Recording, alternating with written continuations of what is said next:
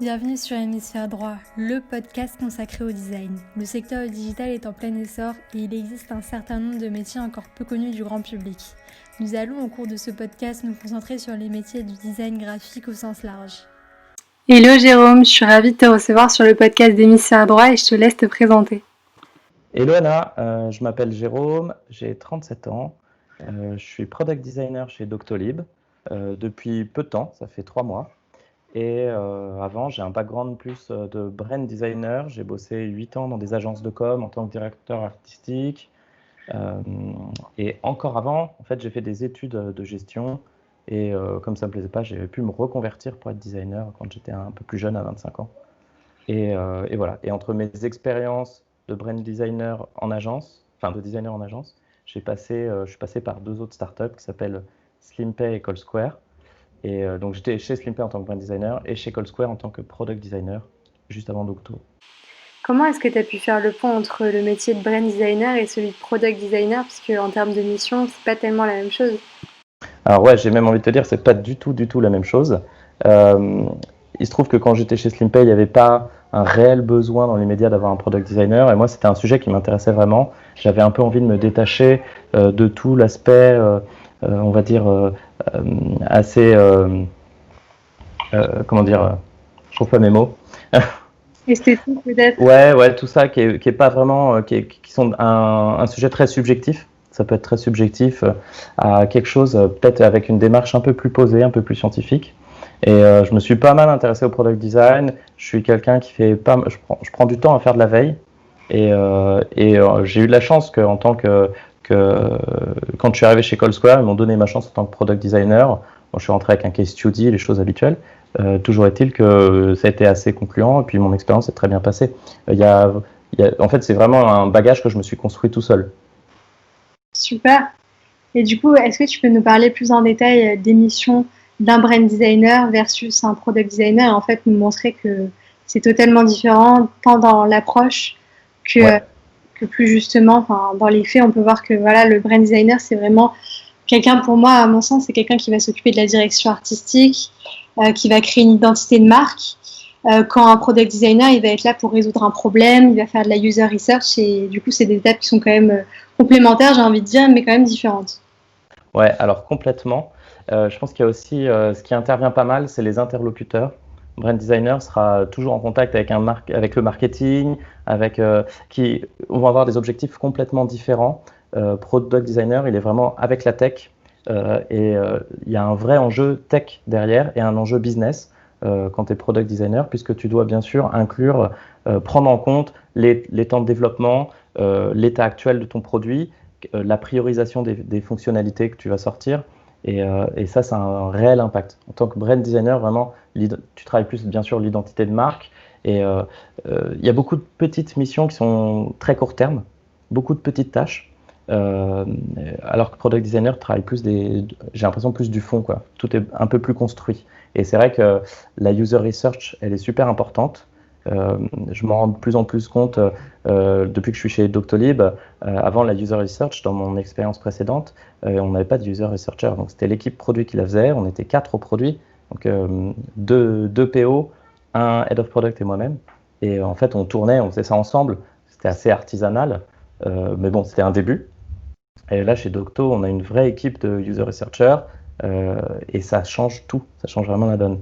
Là, on se rend compte que la, la voix de l'utilisateur peut être complètement différente de ce que nous, on pense ou de ce qu'on croit être la vérité. Et du coup, donc toi, tu travailles au sein de l'équipe product. Comment est segmentée la team? Alors, en fait, on a quand même un aspect de team design qui est un peu un état d'esprit. On est 24 au total en team design, en incluant la user research. Et après, chaque product, donc il y a la moitié en gros sont des product designers, et chaque product designer est dispatché dans et le product designer d'un domaine, on a plusieurs domaines, et dans chaque domaine, il y a plusieurs feature teams. Donc chaque designer interagit dans plusieurs feature teams en fait. Et on est plongé, on est même, localement, moi je suis localisé à côté des développeurs de ma feature team, il y a mes PM, mais on entretient beaucoup de contacts entre product designer et en tant que designer tout court, avec les autres membres de l'équipe. D'accord, donc tu es amené en fait à collaborer typiquement avec des brand designers. Tout à fait, ouais, ouais, tout à fait. Surtout quand on a pas mal de sujets, l'identité de Doctolib, on met très peu on n'est pas du tout stock photo, choses comme ça. Donc on a des vrais enjeux d'avoir des illustrations qui sont efficaces, qui sont humaines. Là, par exemple, je travaille sur un petit projet de refonte d'une page, et là, je travaille main dans la main avec une brand designer qui va m'aider pour faire les illustrations. Enfin, elle va me faire les illustrations, je lui montre un peu le mock-up de ce que j'imagine, et puis voilà, on travaille comme ça. Ouais, j'ai remarqué que vos illustrations, elles sont super personnalisées et c'est ça qui fait la force finalement. Ouais, effectivement, on passe par Asana comme outil, on peut faire il y a des formulaires, et chacun peut faire une demande, n'importe qui peut faire une demande d'illustration, et toutes les illustrations sont faites une à une, hein. Donc on réutilise pas trop d'illustrations au niveau du brand design, et c'est top parce que ça apporte une richesse visuelle qui est assez importante et qui est vraiment cool. Qui est vraiment cool. Et si on parle un peu plus du X en termes de parcours, qu'est-ce que tu as sur quoi tu as pu bosser récemment Alors, moi, je bosse sur la partie qui est vraiment l'agenda côté B2B, côté praticien. Donc, c'est-à-dire tout ce que l'utilisateur, le patient ne voit jamais, en fait. Ouais. Donc là, c'est un peu plus compliqué parce qu'il y a vraiment énormément de paramétrage. On se rend compte que nos praticiens, enfin, quels qu'ils soient, ça peut être des médecins généralistes, des médecins d'hôpitaux, des secrétaires, des kinés, chaque spécialité ou type de médecin a des besoins vraiment différents.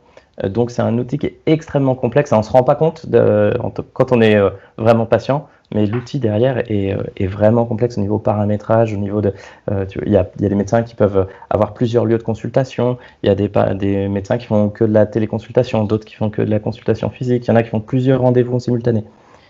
C'est un truc vraiment assez impressionnant, j'avoue. Et du coup, j'ai pas du tout répondu à ta question, qui était sur quoi j'ai travaillé dernièrement. C'est une sorte de ce qu'on appelle le Performance Center. C'est pour que le praticien puisse voir les principaux indicateurs de son activité et puisse les contrôler, ou tout du moins faire en sorte d'améliorer certains de ses KPI. Et ça, c'était un super projet qui était en lien avec pas mal d'équipes, parce qu'on avait une équipe Customer Engagement, il y avait bien sûr l'équipe produit, enfin une feature team, et il y a eu un gros enjeu dessus. On a fait pas mal de user research dessus, et voilà. Trop cool. Et la particularité de Doctolib, c'est le fait de pouvoir cibler n'importe quelle personne, du jeune de 18 ans à la dame de 80 ans. Comment tu arrives en fait à faire en sorte que ce soit accessible à tout à chacun? Ouais, alors ça, c'est vrai que c'est un vrai enjeu. Alors, pour le coup, moi, je travaille vraiment sur le côté B2B. Donc, c'est vraiment les praticiens. Mais je sais que l'équipe qui s'occupe effectivement de tout le côté patient a des vrais enjeux d'accessibilité. La user research, il y a beaucoup de user research qui est faite quantitativement sur cette partie-là pour avoir le plus de panel possible. Mais effectivement, c'est compliqué. Je peux pas trop rentrer dans le détail parce que j'en sais pas beaucoup plus sur ce point-là. Mais je sais que c'est une partie assez importante. Ouais. Et côté B2B alors, parce que tu as tout autant de diversité avec l'ensemble des médecins, comment tu t'y prends? Alors, on a des médecins qui sont des médecins qui sont un peu nos ambassadeurs. C'est des gens tout simplement qui kiffent le produit et qui ont envie de l'améliorer et qui nous aident. Donc, on a un pool de médecins qu'on contacte régulièrement. On travaille vraiment avec des différents médecins de différentes spécialités pour recueillir tous leurs besoins. Et l'équipe User Research essaye de créer une sorte de base de données de tout ce qu'on recueille comme information. Et dès qu'on a un gros projet, on fait appel à ces gens-là. Alors pas forcément ceux-là, parce qu'il y a des fois, il y en a il y a des praticiens qui n'ont pas forcément, on sait déjà leurs avis, on sait déjà tout ça, mais il y a des fois des praticiens qui, par exemple, qui n'aiment pas Doctolib, et c'est toujours bien d'avoir leur avis également. Donc on essaie de faire un mix de tout ça pour avoir le plus de données exhaustives en fait. Et tu arrives à faire à la fois du quali et du quanti? Ouais, alors moi en tant que product designer, je te dis, je suis pas trop impliqué. Je travaille avec l'user research, on s'organise ensemble, on va dire, mais c'est plus eux qui sont un peu au front. J'assiste régulièrement à des calls, des focus group, des choses comme ça. Le truc, c'est que on sollicite beaucoup nos médecins, même via notre plateforme. Donc c'est compliqué de faire du quanti parce qu'en fait, comme ils ont déjà pas mal sollicité après chaque action régulièrement, ils reçoivent beaucoup de formulaires et c'est une population d'utilisateurs qui n'a pas trop le temps. Ils n'ont pas le temps de remplir le questionnaire. Et c'est un peu problématique pour nous. Bon, on fait comme on peut, quoi. Super. Et du coup, en fait, quand tu es arrivé il y a 3 mois, est-ce que tu as pu ressentir qu'il y avait une forte culture design? Parce que tu me parles quand même de team design et c'est bien réparti. Toi, tu as l'habitude de bosser plus avec des devs. Quel est ton scope et comment tu t'organises chaque jour? Alors en fait, la culture design, elle est assez importante et moi je recherchais une entreprise où justement on laissait une bonne place au design et pour l'instant je suis plutôt très content. On a vraiment pas mal de latitude pour proposer beaucoup de choses et le design est bien ancré même dans la population tech. Je sens pas trop de friction entre la tech et le design et le produit. On est toujours inclus dès le départ des projets. Donc ça c'est vraiment cool. Et il y a une vraie culture générale sur même les process design au sein de toutes des équipes que j'ai pu rencontrer tout du moins. Il y a un côté design où on interagit beaucoup tous entre nous, que ce soit le branding et le produit. Et on a une vraie culture du feedback sur ce qu'on fait. On se partage tout. On a 2 fois par semaine des workshops où chacun peut présenter ce qu'il souhaite ou tout simplement demander et poser un problème et que l'équipe entière trouve une solution. Et ça nous permet également de tout uniformiser au niveau design entre nos différents produits. Parce qu'on a quand même beaucoup de produits c'est un super input, quoi. On récupère plein de données importantes comme ça et qui permettent de corriger un peu le tir de temps en temps ou d'améliorer le truc. Ouais, c'est clair que je vois qu'il y a beaucoup de startups aujourd'hui qui mettent à profit en fait ce qu'on peut appeler l'intelligence collective, où on va former des équipes, les réunir et même faire participer à des petits ateliers, des petits ateliers du X, et ça permet de développer cette culture au sein de la boîte et c'est super beau. Ouais, je suis entièrement d'accord. D'ailleurs, nous on est en train de travailler sur notre design system qui aura une V1 dans quelques semaines. C'est quelque chose qui nous manquait. On a un designer qui est dédié à ça, qui travaille main dans la main avec un développeur. Et régulièrement, on se fait un point pour améliorer les composants, pour voir comment ça s'intègre. Est-ce que ce composant qu'on a créé, en fin de compte, il va vraiment partout, même est-ce qu'il est efficace en mobile, tous les usages. Et on est en train de créer quelque chose de super solide pour l'avenir et sur lequel on pourra itérer plus tard. C'est trop cool. Tu bosses sur Figma? Tout à fait. Non, c'est-à-dire, tu as toujours bossé sur Figma ou tu as fait un switch? Alors, j'ai fait un switch parce que j'ai toujours été sur Sketch par habitude, j'ai envie de dire. Et je suis arrivé chez Doctolib, ils sont passés à Figma quelques mois avant. Et tout le monde m'a dit, tu verras, la prise en main, elle est super easy. En 2 semaines, tu auras tout compris et ce sera facile. Et de fait, maintenant, je suis rodé sur Figma et ça tourne vraiment bien. Tout l'aspect collaboratif sur Figma est vraiment très bien pensé. Et on peut vraiment. Et il y a un aspect performance aussi. Tu peux avoir des dizaines de screens et c'est toujours assez rapide. Ouais. Donc et puis pour travailler avec nos PM aussi, c'est vraiment bien parce que ils peuvent aller sur les maquettes, ils peuvent commenter, il y a le système de commentaires. C'est top. Franchement, Figma, c'est un super outil pour le travail collaboratif. Ouais, c'est vrai que ça fait des merveilles. Enfin, rien qu'en termes de gain de temps. Et puis, on peut créer différentes pages au sein du logiciel. Enfin, c'est des trucs où, avant, à chaque fois, tu sais, on crée un nouveau file et puis c'était sans fin. Tout peut être super bien organisé. Ouais, et puis l'avantage, c'est que comme nous, on est le design, on est réparti par domaine. On sait chacun créer des domaines propres et il y a une vraie nomenclature dans nos fichiers, donc c'est ultra clean. Même quelqu'un qui connaît pas la structure, maintenant peut rentrer et retrouver un fichier assez simplement. Ça, c'est cool. Enfin, c'est organisé, c'est vraiment bien. Ouais, c'est top. Alors maintenant, j'aimerais qu'on puisse parler un peu de tes expériences passées en tant que brand designer. Ouais, tout à fait. Alors, la plus récente, c'était chez SlimPay il y a 3 ans à peu près. C'est une fintech qui fait du prélèvement permanent. Donc, c'est par exemple quand au lieu de rentrer vos numéros de carte bleue, quand vous voulez prendre un abonnement, vous rentrez votre RIB. Et il y a tout un système derrière, toute une mécanique qui se met en place. Et quand je suis arrivé chez SlimPay, en fait, il n'y avait pas de designer à la base. pas du tout. Ils prenaient des freelances quand ils avaient besoin de temps en temps.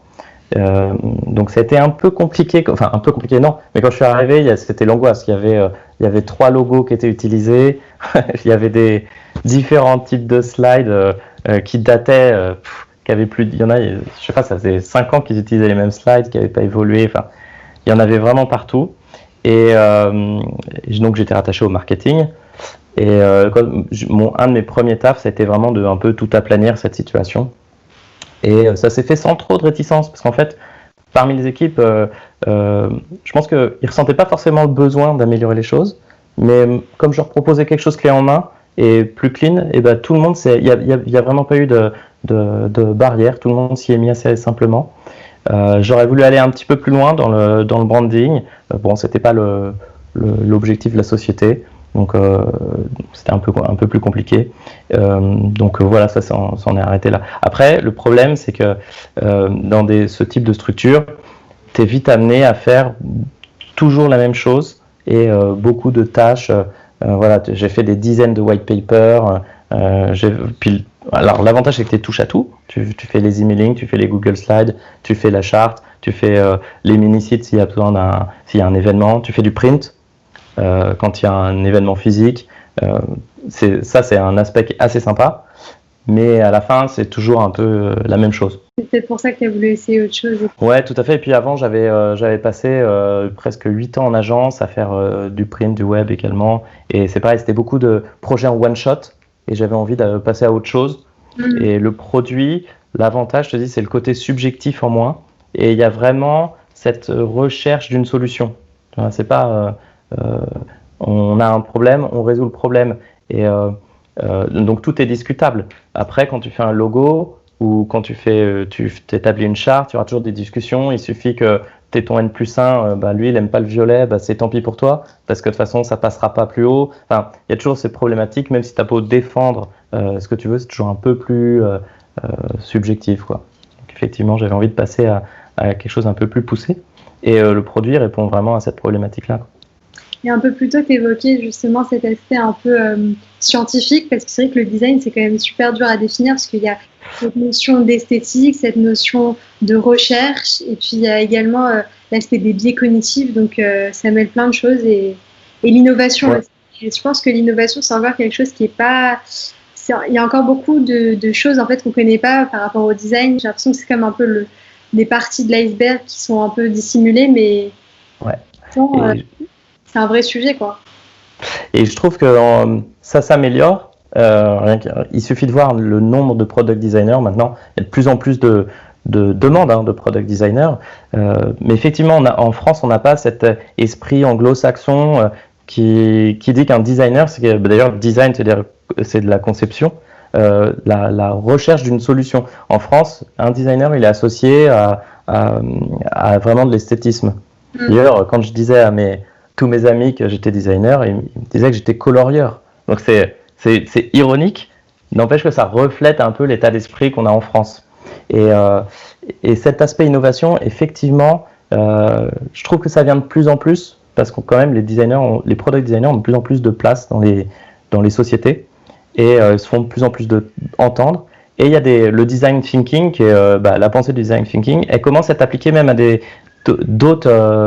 d'autres secteurs hors du design. C'est vraiment, tu vois, même nous, chez Doctolib, on a des PM qui ont compris le concept d'itération, qu'il faut passer par un peu de user research et tout. Et voilà, c'est-à-dire que cette pensée, elle sort un peu de ses frontières, et c'est bon pour notre métier.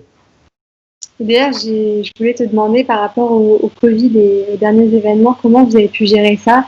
Est-ce que tu penses que finalement c'est le futur, la téléconsultation? Il se trouve que moi j'ai commencé, je suis arrivé après la bataille, puisque j'ai commencé courant mai chez Doctolib. Toujours est-il que ils ont vraiment, c'était un produit qui mûrissait depuis à peu près 1 an chez Doctolib.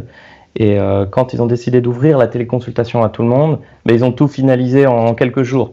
Et ils ont réussi à résoudre à ce moment-là des problèmes je ne vais pas dire qui traînaient, mais qui étaient en cours depuis un petit moment. Alors, j'étais pas là, donc je peux pas vraiment dire comment ça s'est passé. Toujours est-il que ça prouve bien que quand on est un peu dans l'urgence, on trouve tout de suite les solutions. Moi, l'avenir, est-ce que l'avenir, la téléconsultation, c'est l'avenir? Honnêtement, je sais pas. Par contre, je pense que effectivement, ça restera parce que c'est ultra pratique et que ça répond à beaucoup de problématiques. Si tu as besoin d'un certificat médical, ton médecin, tu le connais super bien. Franchement, ça sert à rien de te déplacer. Lui, ça lui fait gagner du temps. Toi, ça te fait gagner du temps. Il peut t'envoyer ça par mail. Tu n'as même plus besoin de te déplacer. Enfin, tu vois, c'est quand même beaucoup plus pratique pour tout le monde. Donc, à mon avis, ça restera. C'est sûr qu'il n'y a pas de.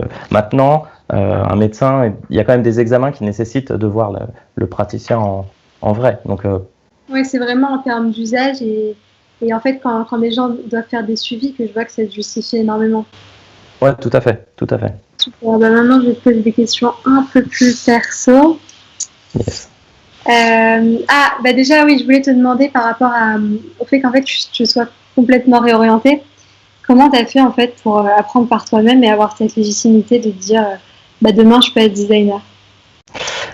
Alors en fait, il se trouve qu'avant, tu parles quand j'étais plus jeune, quand Ouais. j'ai fait des études parce que en fait, c'est simple, j'étais un peu un perdu de la vie, je savais pas quoi faire, donc j'ai fait des études.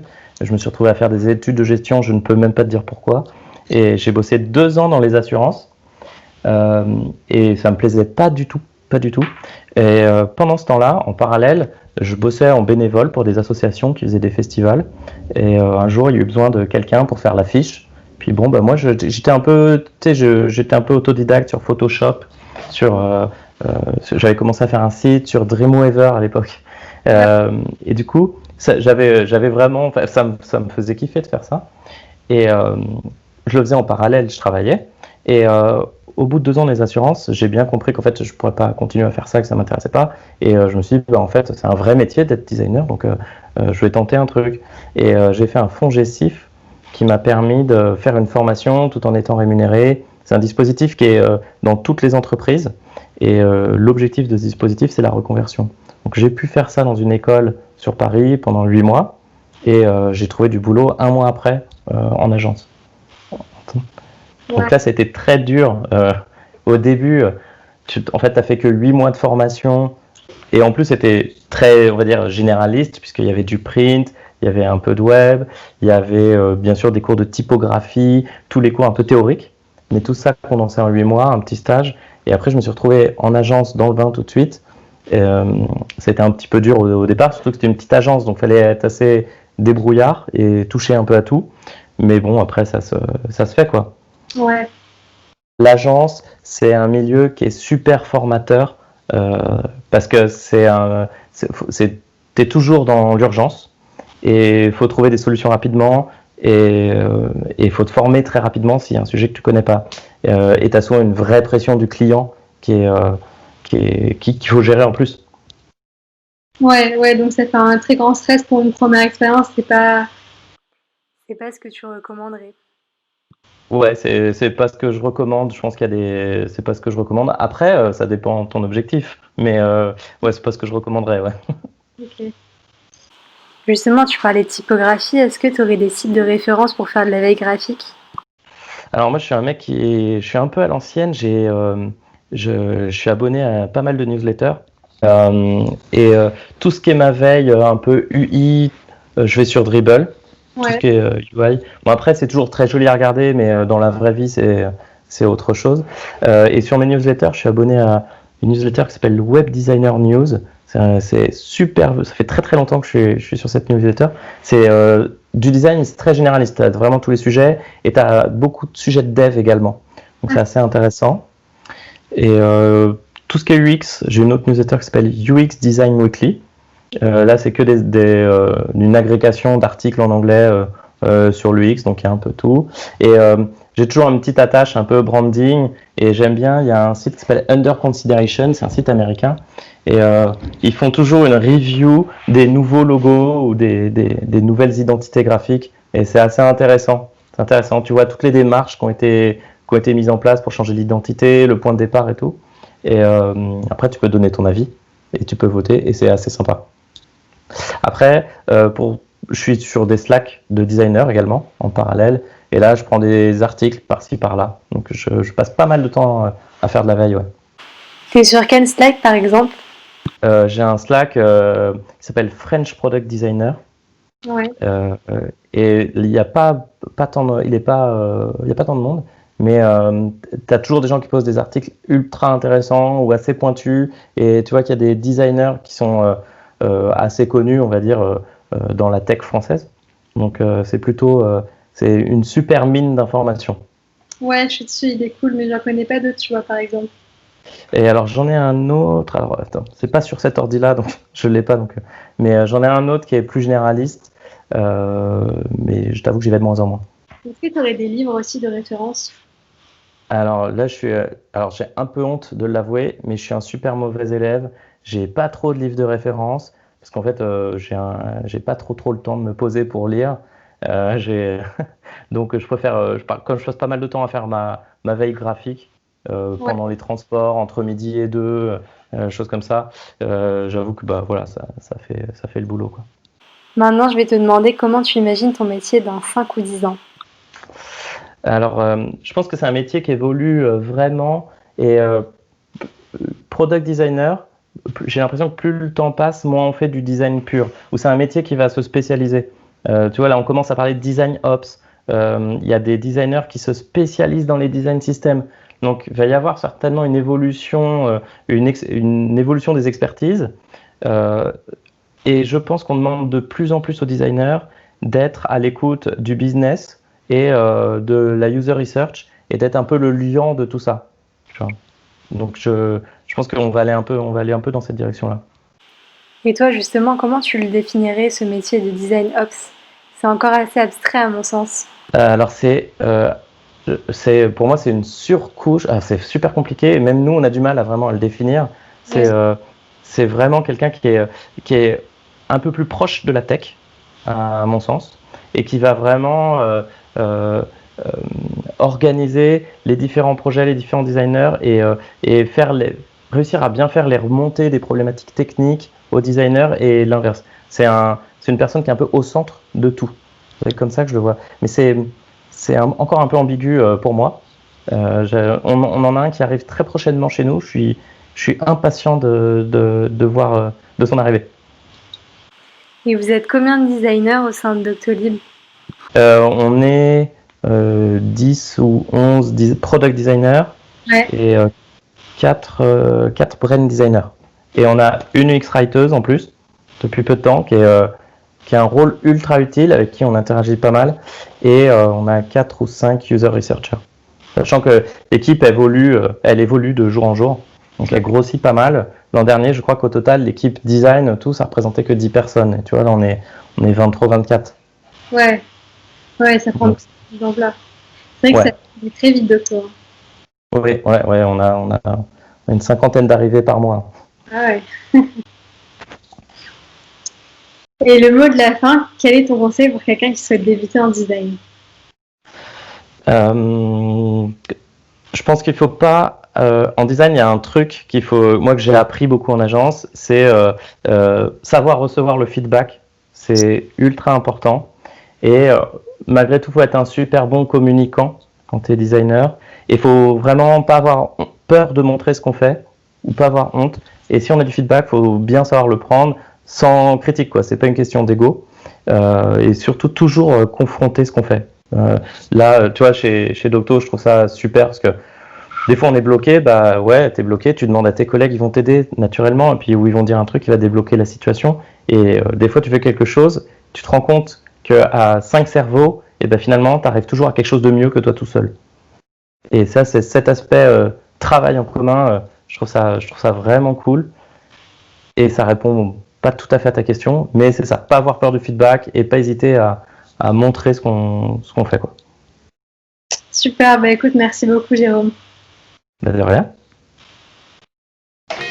J'espère que l'épisode vous a plu. N'hésitez pas à vous abonner à la chaîne YouTube et sur Spotify ou Google Podcast.